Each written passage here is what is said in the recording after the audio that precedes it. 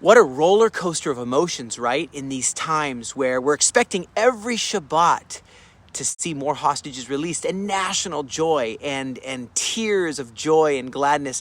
Of course, it's at a great cost. Everyone's talking about that too. You release thousands of convicted murderers with blood on their hands, and you got to be ready for the consequences and to continue to provide security to the citizens of this land. And I still wear my uniform. We're still in readiness with our gun.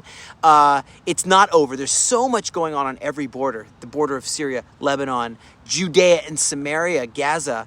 And so we're not released yet, but I had been able to have a time. The government, the army was able to let my team, and I'm just telling you on a personal note, have a time to, quote, to cry on each other's shoulders.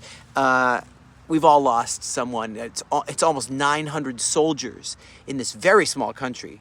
Everybody knows everybody. It's like a small little tribe with the size of New Jersey, right?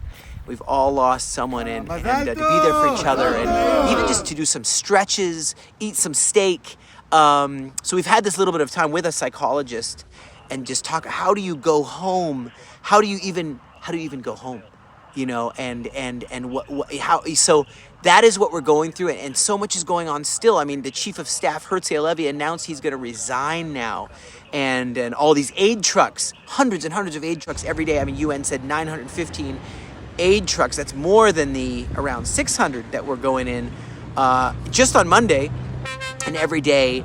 And you see the parades, and it's like Hamas feels that they've won somehow.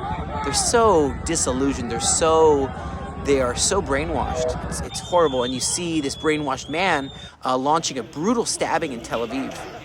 I like how quick, though, these terrorists are taken out by civilians with a gun in readiness. They're taken out and security is restored quickly. And he around 9 p.m. he goes to 2 separate locations and tries to just stab people. And a woman with her gun neutralized this guy, and that's why we carry our shepherd staff. I'm taking a little time and thinking back when I started talking about good shepherds of Israel, of the flocks of the house of Israel, and that was on Fox News, on that interview I did all over the globe. It was seen where I said we must be good shepherds, and good shepherds don't just feed their sheep. They don't just feed the sheep. They have a shepherd staff, and thy rod and thy staff, and they defend from the lion and the bear.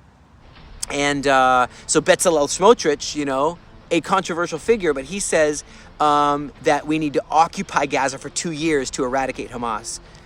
Many of us actually agree with that, and Trump says, what about relocating many of them, 2 million of these people, to Indonesia until said time when reconstruction is done, or those who want to dwell in peace will dwell in peace and not make RPGs with magnets on them to incinerate cars and mass murder. And they want to do a massacre every single year on October 7th, every October 7th.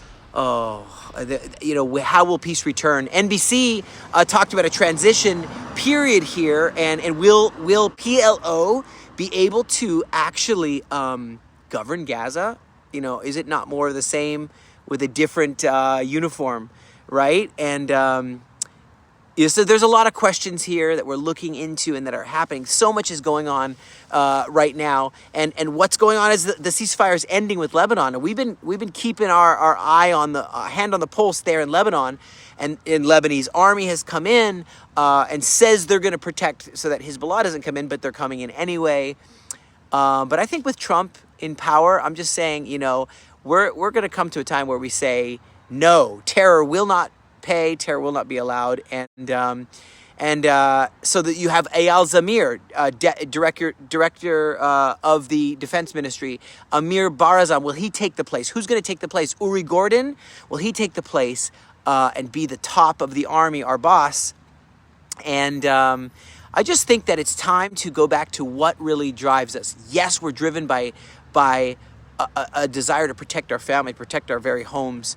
We're driven by promises in the Word of God, and so I really think that those promises, I go back to them every time, and the one I've really kept for so long is Deuteronomy 33, verse 26. There is no one like the God of Yeshurun, which is those ones who are straightforward. who rides the heavens to help you, and in his excellency upon the clouds. The eternal God is your refuge, and underneath are the everlasting arms. And he will thrust out the enemy from before you, and he will say, destroy them.